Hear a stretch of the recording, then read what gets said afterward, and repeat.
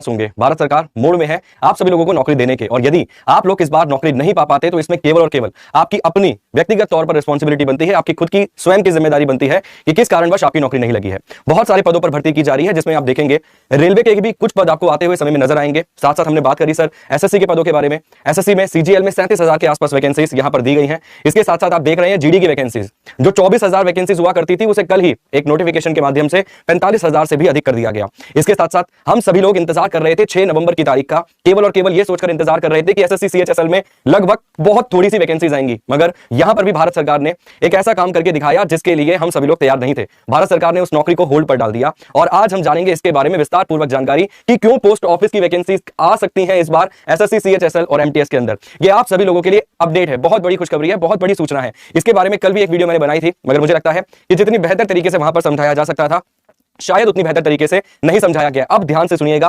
कान को खोलकर सब कुछ छोड़कर प्रॉपर तरीके से सुनिएगा, क्योंकि आज ये एक ऐसी अपडेट है जो आने वाले समय में आपकी जिंदगी को बदल सकती है, आपको एक बेहतर दिशा दे सकती है, आपको एक बेहतर परिणाम दे सकती है। प्लीज ध्यान से कान खोलकर प्रॉपर तरीके से समझिएगा। सबसे पहले यहां पर आप देखेंगे लिखा हुआ है पोस्ट ऑफिस या फिर इंडियन पोस्ट, यहां पर लिखा हुआ है मिनिस्ट्री ऑफ कम्युनिकेशन के तहत ये डिपार्टमेंट आपको मिल जाएगा। भारतीय डाक सेवा की अगर हम बात करें तो मिनिस्ट्री ऑफ कम्युनिकेशन के अधीन ये विभाग आपको नजर आएगा। इसके साथ साथ यदि हम बात करें तो वैकेंसीज कौन कौन सी हैं, यहां पर पोस्टमैन की वैकेंसीज है, माली मेल गार्ड की यहां पर वैकेंसीज है, और साथ साथ एमटीएस मल्टीटास्किंग स्टाफ की यहां पर वैकेंसीज है। पहले भी ये वैकेंसीज आती थी, कई बार इन वैकेंसीज को जारी किया गया है, मगर हर बार जब ये वैकेंसीज जारी की जाती थी तो केवल और केवल मेरिट के आधार पर जिनके 90%, जिनके 99%, जिनके 95% इतने नंबर होते थे, 98% नंबर होते थे, केवल उन्हीं छात्र और छात्राओं को इस नौकरी में फायदा मिलता था, लाभ मिलता था, बेनिफिट मिलता था। मगर इस साल सरकार अगर मिशन मोड में है तो बड़े बदलाव के लिए तैयार रही है, एक ऐसे बदलाव के लिए जो आपके भविष्य को उज्जवल बना सकते हैं, आपके भविष्य को बेहतर दिशा दे सकते हैं। वैकेंसीज की संख्या देखकर मैं खुद तो खुश होता ही हूं, प्रसन्न होता हूं, इसके साथ साथ भारत में मौजूद हर एक छात्र, हर एक विद्यार्थी भी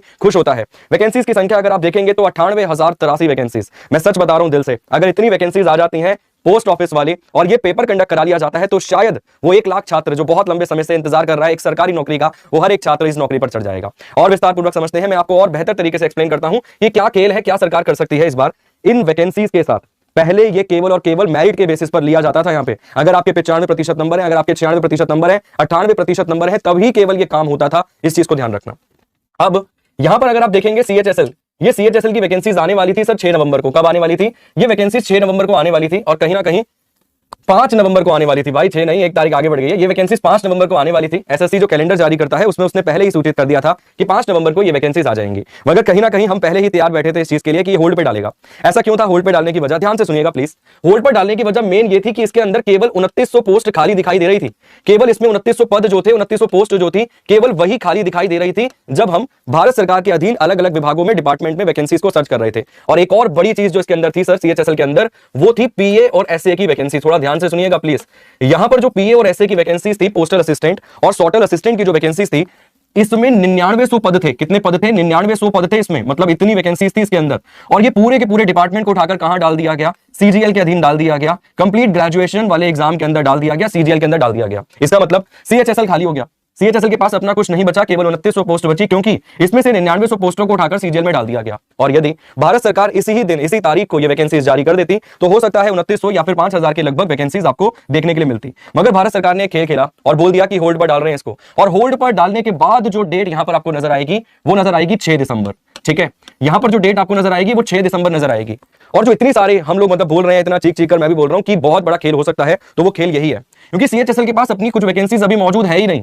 और ये पोस्ट ऑफिस वाली जो वैकेंसीज आप देख रहे हैं ना, 98,000 वैकेंसीज, इसमें से जो पोस्टमैन की वैकेंसीज रहेंगी, इसमें से जो पोस्टमैन की वैकेंसीज रहेंगी, या फिर इसमें अगर आप देखोगे जो मेल गार्ड की वैकेंसीज रहेंगी या एमटीएस की वैकेंसीज रहेंगी, इसकी बहुत हद तक उम्मीद आप कर सकते हो कि ये वैकेंसीज उठा के डाली जा सकती है। किसके अंदर? ये वैकेंसीज उठाकर डाली जा सकती है एसएससी सीएचएसएल के अधीन, एसएससी सीएचएसएल के अंदर। ठीक है सर, देखिए ये केवल और केवल फैक्टों के आधार पे, ये केवल इस बेसिस पर ही मैं समझा पा रहा हूं। ये पूरा का पूरा गणित जो आपके सामने है, ये कंक्लूड करके बहुत सारी चीजों को आपस में जोड़कर, आपस में मिलाकर मैं आपको समझा पा रहा हूं कि ऐसा होना पॉसिबल है।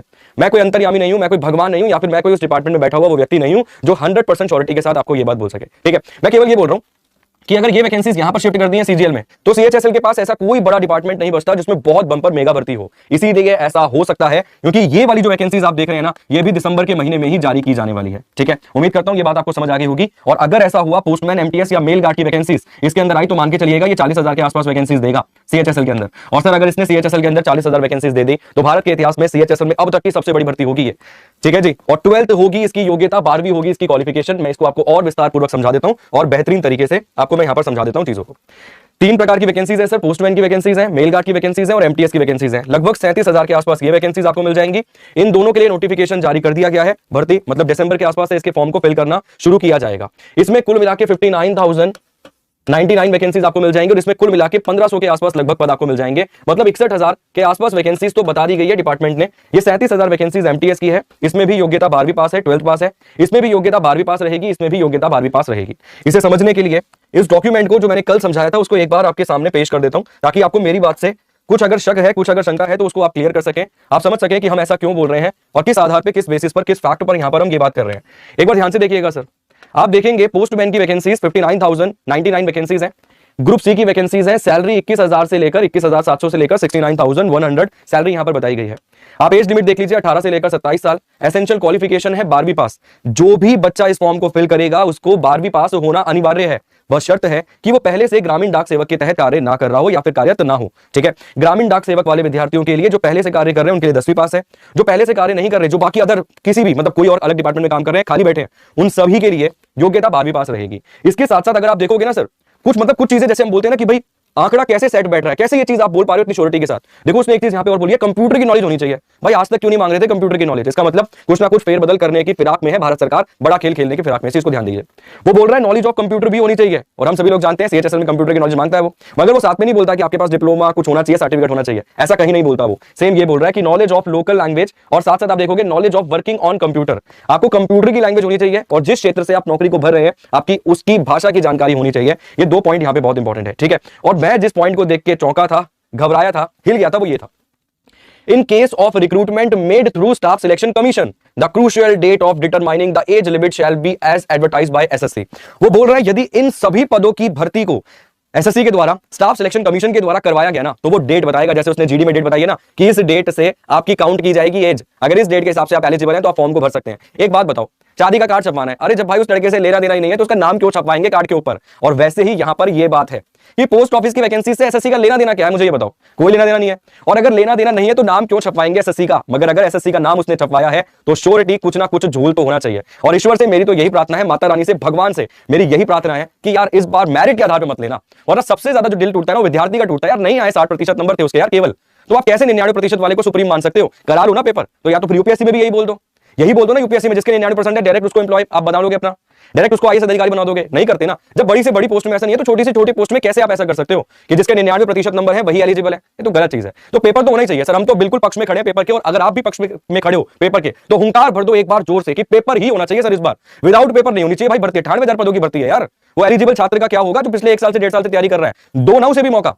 18 से 27 योग्यता, किसकी योग्यता? एज की योग्यता। बाकी 3 साल 5 साल जो भी जो मिलता है आपको एज रिलैक्सेशन, वो सभी को मिलेगा एज रिलैक्सेशन, ठीक है। ये बात यहां पर समझ आ गई क्यों ये बात यहां पर हम इतनी मतलब बात कर रहे हैं? केवल इस पॉइंट को मद्देनजर रखते हुए नाम छपवा दिया उसने एसएससी का, नोटिफिकेशन पे बोल दिया कि एसएससी अगर करवाता है इस भर्ती को तो एज डिटरमाइन अपने हिसाब से करेगा। वो बताएगा नोटिफिकेशन में कि कैसे एज डिटर्मिनेशन होनी चाहिए, ठीक है। एक चीज तो आपको यहां पर यह समझ आ गई। मैंने कुछ वैकेंसीज आपको और बता दी है, जैसे कि मैंने आपको बताया ये वैकेंसीज थी पोस्टमैन की। इसके साथ साथ मेल गार्ड की भी यहां पर वैकेंसीज है। और भाई ड्राइविंग लाइसेंस वाला पॉइंट भी इसने दिया है यहाँ पे कि ड्राइविंग लाइसेंस होना चाहिए 2 व्हीलर का, बाइक का लाइसेंस होना चाहिए केवल तुम्हारे पास, ठीक है। अगर बाइक का लाइसेंस तुम्हारे पास होगा तो तुम इस फॉर्म को फिल कर पाओगे। कंप्यूटर की नॉलेज होनी चाहिए। ये भर्ती दिसंबर के महीने में ही आनी है, और बस कोइंसिडेंस मान लो, एसएससी कोइंसिडेंस करवा रहा है कि ये भर्ती भी दिसंबर में आनी है और सीएचएसएल की भर्ती भी दिसंबर में आनी है। कोइंसिडेंस मान लो इसको, और इसीलिए क्या पता आगे बढ़ाया हो ईश्वर, ऐसा ही हो जैसा हम सोच रहे हैं ऐसा ही हो। मेल गार्ड के 1445 पद खाली है। सेम है सब कुछ सेम है कि 12वीं पास जितने भी बच्चे रहेंगे सबके लिए 12वीं पास, मगर जो ग्रामीण डाक सेवक वाला बच्चा रहेगा उसके लिए योग्यता 10वीं पास उसने कर दी है। एज लिमिट वही बता रहा है 18 से लेकर 27 साल। इतनी ही लगभग आप जानते हो एसएससी में भी होती है। सीएचएसएल की अगर हम बात करें तो उसमें भी लगभग इतनी ही एज लिमिट होती है। देखो यार सबसे ज्यादा खुशी हमें ही होगी इस चीज की, क्योंकि हम जानते हैं बच्चे ने, विद्यार्थी ने कितनी मेहनत से कितनी शानदार तरीके से तैयारी करी है, ठीक है। तो याद रखना सर, अगर ये एसएससी के थ्रू करवाया जाता है तो सबसे ज्यादा फायदा आपको मिलेगा, सबसे ज्यादा लाभ आपको होगा। यहां भी देख लीजिए, in case of recruitment made through staff selection commission SSC the crucial date for determining the age limit shall be advertised by SSC. मैं तो आप सभी लोगों से दरखास्त करूंगा और रिक्वेस्ट करूंगा कि इस वीडियो को वहां तक पहुंचाना जहां तक डिपार्टमेंट को भी पता चल जाए कि नहीं भाई कम से कम 1 करोड़ बच्चा बैठा है फॉर्म भरने के लिए, कम से कम 1 करोड़ बच्चा, और अगर आपने पेपर नहीं करवाया तो सही नहीं होगा। मतलब विद्यार्थी के साथ कहीं ना कहीं वो एक नाइंसाफ जैसा हो जाएगा। तो पेपर करवाना चाहिए। मैं आप सभी लोगों से भी ये दरखास्त करूंगा कि जहां तक आप पहुंचा सकते हैं वहां तक वीडियो को पहुंचाने का प्रयास कीजिएगा, ताकि सरकार को भी समझ आए कि पेपर कराते हैं यार, हो जाएगा कंपटीशन, पेपर करा लेंगे, क्या दिक्कत हो रही है। ठीक है, नॉलेज ऑफ वर्किंग कंप्यूटर, वही सब चीजें मांग रहा है। 10th पास 12th पास आपने देख लिया, क्राइटेरिया में आपको समझा चुका था। ठीक है, मैं छोटा सा पॉइंट यहां पर एक बार और लिख देता हूं कि क्या क्या चीजें कॉमन है जिससे हमें ऐसा लग रहा है कि ये वैकेंसीज एसएससी सीएचएसएल में आ सकती है। पोस्ट ऑफिस की अगर हम बात करें तो भाई ये पोस्ट ऑफिस की वैकेंसीज भी ना दिसंबर के महीने में ही आ रही है, इसको भी दिसंबर के महीने में। सीएचएसएल की वैकेंसीज भी कब आ रही है, तो ये भी भाई दिसंबर के महीने में ही आ रही है। क्वालिफिकेशन क्या है दोनों पोस्टों के लिए, दोनों पोस्टों के लिए योग्यता 12वीं पास से 12th पास ही रखी गई है। और एक और जो मुख्य कारण है कि सीएचएसएल से पीए और एसए की वैकेंसीज निकाल दी गई है। सीएचएसएल के पास ऐसा कोई बड़ा अभी डिपार्टमेंट नहीं है जिसमें बंपर भर्ती हो, अगर पोस्ट ऑफिस को उठाकर इसमें डाल दिया जाता है तो काम चल जाएगा। ठीक है।